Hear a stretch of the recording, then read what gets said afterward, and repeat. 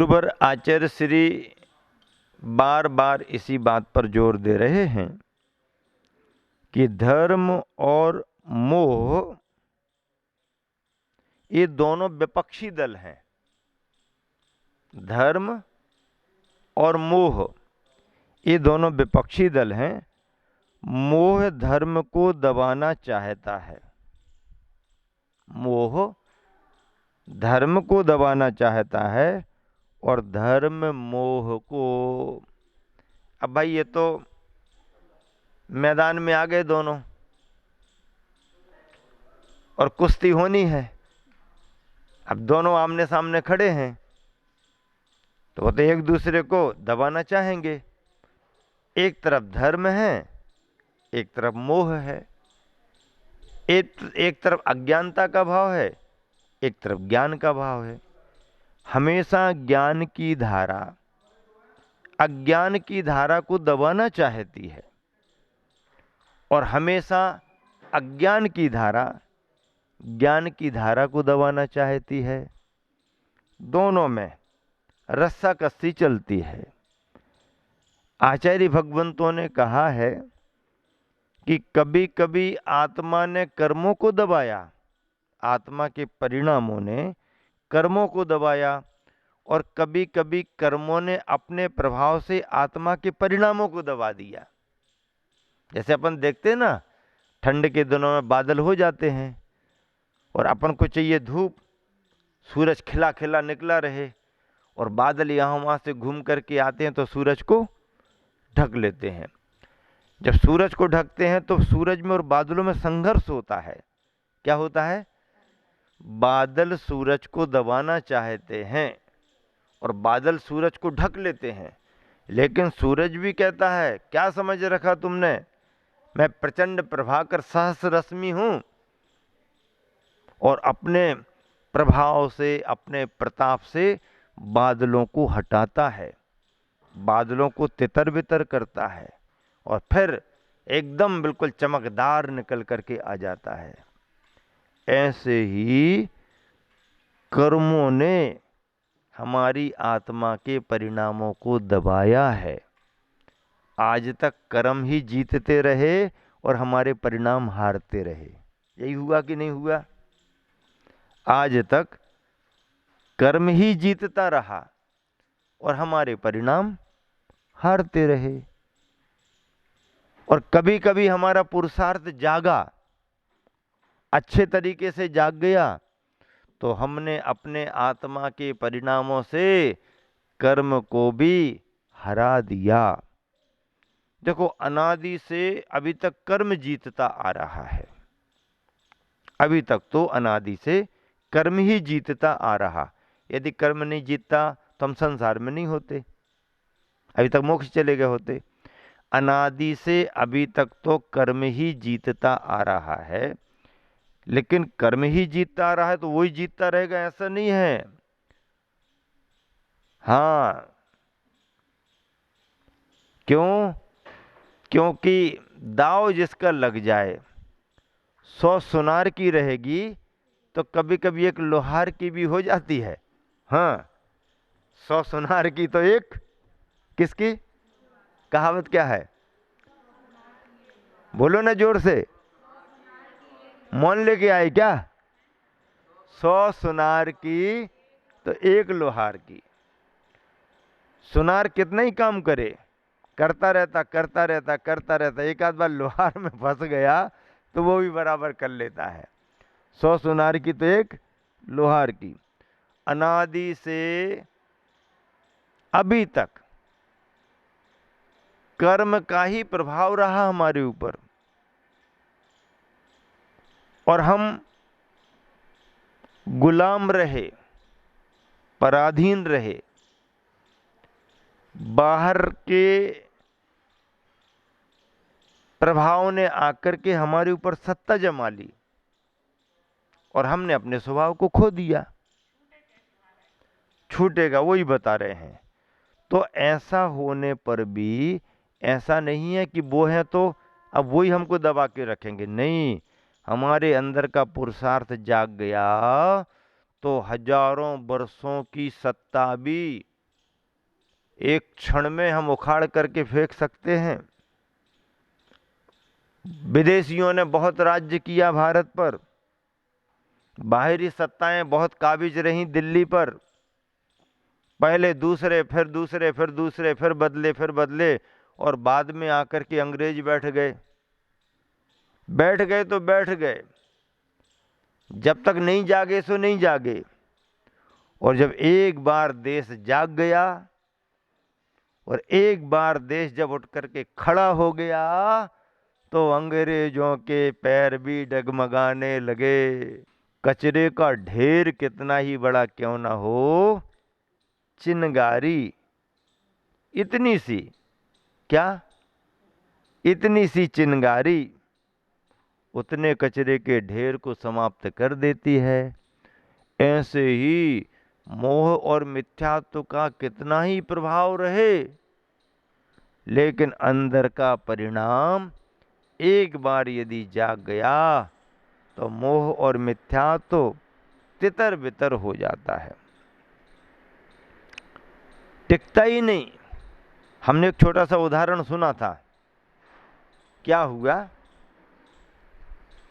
बचपन में ही कम उम्र में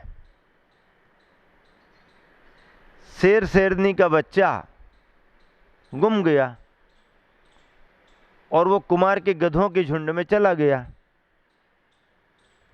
कुमार को भी बचपन में समझ में नहीं आया क्या है, और वो गधों के छोटे छोटे बच्चों के साथ उठता बैठता रहा और धीरे धीरे धीरे धीरे उसकी प्रकृति में गधों जैसा संस्कार आ गया। अब कुमार भी उसको गधा ही समझ करके और बार बार वैसे ही व्यवहार करना, चल हट, मारना पीटना भजन रखना। वो भी अपने मतलब शेर का बच्चा था लेकिन गुम गया, जंगल से भटक गया और गधों की उस भीड़ भाड़ में अपना परिवार समझ करके आगे बढ़ गया। धीरे धीरे उसी संस्कार में वो पला बड़ा हुआ।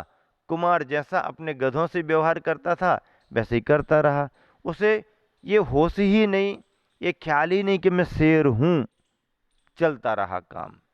लेकिन क्या हुआ, एक बार जब कुम्हार मिट्टी खोदने के लिए और भर कर के लाने के लिए सबको ले जा रहा था, पास में ही जंगल था। जंगल में कोई शेर रहा होगा और उस शेर ने दहाड़ लगा दी, आवाज कर दी जोर से। तो जैसे ही उस शेर ने आवाज करी, इसको भी अंदर से ये बोध हो गया कि हमारे अंदर भी आवाज करने की शक्ति है।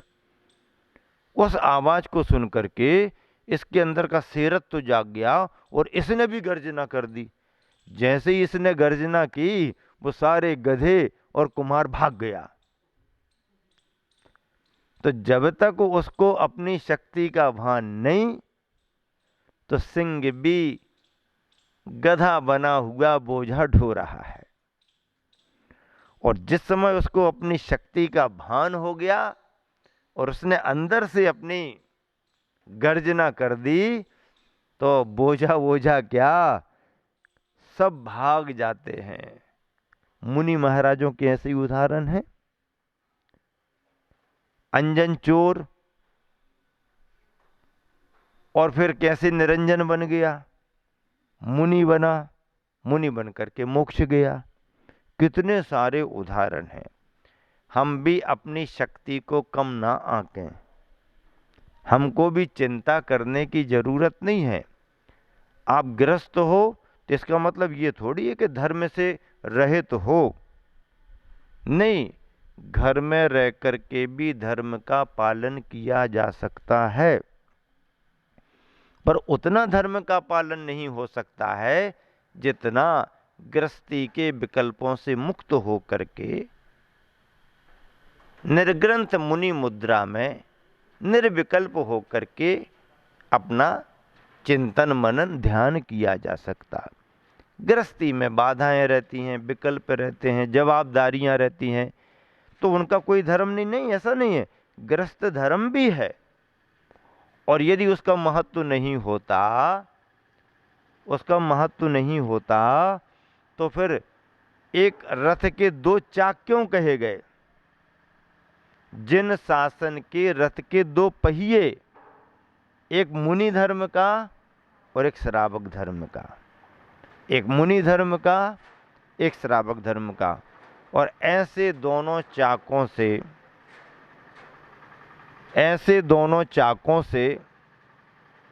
जिन शासन का रथ आगे बढ़ रहा है, जिन शासन के रथ का बड़ा महत्व है, जिन शासन के रथ में दो पहिए, एक श्रावक धर्म का, एक मुनि धर्म का। मुनि धर्म का महत्व श्रेष्ठतम है, ये बात अलग है, लेकिन गौण रूप में श्रावक भी अपने धर्म का पालन करता है, और दोनों के धर्म का पालन करने से जिन शासन का रथ, जिन धर्म आगे बढ़ता रहा है, और यह धर्म आज ही नहीं, पंचम काल के अंत समय तक इसी तरह से चलता रहेगा। क्या कहा? पंचम काल के अंत समय तक इसी तरह से चलता रहेगा। ऐसे धर्म का पालन ग्रंथों के स्वाध्याय करने से होता है। आप सभी अपनी अपनी भूमिका के अनुसार जिन वाणी को अवश्य पढ़ें, समय निकालें, पढ़ें। परिणामों में निर्मलता आती है, धर्म की जानकारियां होती हैं। करो ना करो तुम्हारे ऊपर है, जब तुम्हारा मन बने तब करो, लेकिन समझना तो शुरू करो कि क्या करना चाहिए, क्या नहीं करना चाहिए, करना है कब से करना है, अनुकूलता बनाना शुरू करो। और ऐसा करने से धर्म का पालन होता है। आप सभी लोग यहाँ पर विदिशावासी और आज तो बाहर वाले भी यहाँ पर उपस्थित हैं, सभी लोग धर्म का लाभ ले रहे हैं। सिद्ध चक्र महामंडल विधान का अच्छे तरीके से समापन हो गया, पिछी परिवर्तन भी अच्छे तरीके से संपन्न हो गया। हर बरस एक ही परिवार को पिछी मिला करती थी पुरानी वाली, लेकिन इस बार नियमावर से ही काफ़ी तेजी के साथ चर्चाएं थीं। ये आचार्य श्री वाली पिच्छी है जो महाराज जी को मिली है नियमावर में, आचार्य श्री के हाथ की पिच्छी है जो महाराज जी को मिली है। मेरे को कल्पना ही नहीं थी, और कोई ऐसी अपन कल्पना कर भी नहीं सकते। वो तो पिछी परिवर्तन का निमित्त बन गया। घाटोल में ही हम लोगों का परिवर्तन हुआ था, 1 महीना हुआ नहीं, कोई संभावना नहीं रहती, पर वहाँ की संयोजना क्या रही पता नहीं। वहाँ पर अनाउंस हो गया और हम सब महाराज जियों की पिछी का परिवर्तन करा दिया गया। प्रमाण सागर जी भी, हम भी, अजित सागर जी भी, निश्चय सागर जी भी, और विराट सागर जी भी, दया सागर जी भी, सभी महाराज जियों की, विवेकानंद सागर जी, सभी की पिछी का परिवर्तन करा दिया। अब परिवर्तन करा दिया, जो व्यवस्था होगी ठीक है, पर जब आचार्य श्री को हम लोगों ने भेंट कर दी नई पिच्छी का, हम सब ने भेंट करी आचार्य श्री को नई पिच्छी का। अब जब आचार्य श्री के हाथ में नई पिच्छी का चली गई, अब पुरानी पिच्छी का कहाँ करें? तो वहां पर विनय भैया ने कहा आचार्य श्री अब पुरानी पिच्छी का, तो आचार्य श्री बोले देख लो क्या करना।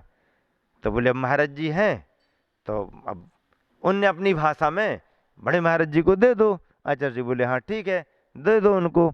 ऐसा करके ये मेरा सौभाग्य था, बड़ा पुण्य का योग था, जो अपन कल्पना नहीं कर सकते, भावना नहीं मतलब उस तरह की कल्पना में की, फिर भी गुरु की कृपा से आशीर्वाद मिला। वह एक बिरली घटना है, ऐसा होता नहीं है और इतने जल्दी होता भी नहीं। आचार्य श्री के हाथों से तो संघ में शिष्यों को पिछी मिलती है, श्रावक ला के दे देते हैं, आचार्य श्री अपने हाथों से देते हैं।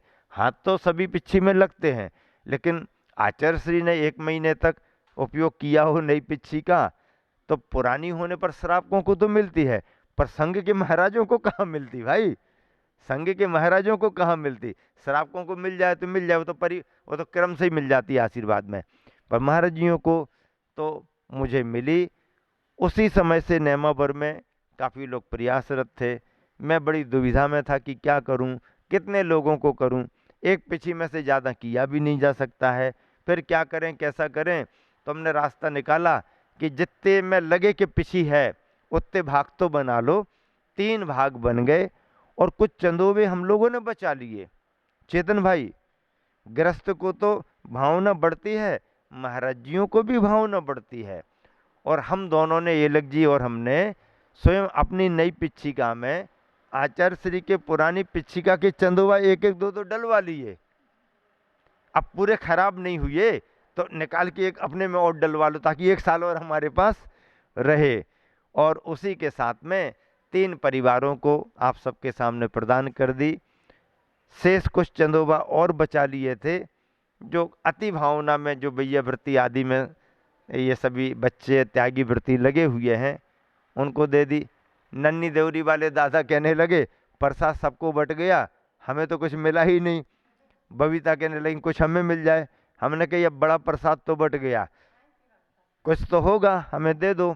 तो हमने कहा चलो 1 चंदोबा अपने पास तुम भी रख लो, ताकि आचार्य श्री की निशानी तुम्हारे पास भी रहेगी। कारण ये है कि आचार्य श्री को भी देने का भाव रहता सभी के लिए, पर अब आचार्य श्री कहाँ कितना करें क्या करें, लेने वाले भावना भाने वाले हजारों, और पिछली साल भर में एक चतुर्मास के लिए सभी लोग कितनी भावना करते हैं। हमारे यहाँ अब साल में 1 बार चतुर्मास होता है। वैसे कोई महाराज जी माता जी 8 महीना भी रुके रहें तो 8 महीना तो रुके, लेकिन लोग चतुर्मास नहीं कहते, बताओ, जबकि डबल टाइम दे दिया। और उसमें 4 ही महीना रुक जाए, 3.5 महीना, तो वो 8 महीना की बात भूल जाएंगे, चातुर्मास हो गया चातुर्मास। वो उसका पर्व त्योहारों का कार्यक्रमों का महत्व रहता है। तो ऐसा करके पिछी परिवर्तन पर इस बार बहुत अच्छा सभी का रहा। सोशल डिस्टेंसिंग और मास्क का उपयोग सभी ने किया। समय पर कार्यक्रम प्रारंभ हुआ, समय पर संपन्न हुआ। संयम का उपकरण है, संयम के उपकरण में जीव दया का महत्व होता है, और मयूर पंख की पिच्छिकाओं का दिगंबर परंपरा में अपना स्थान है।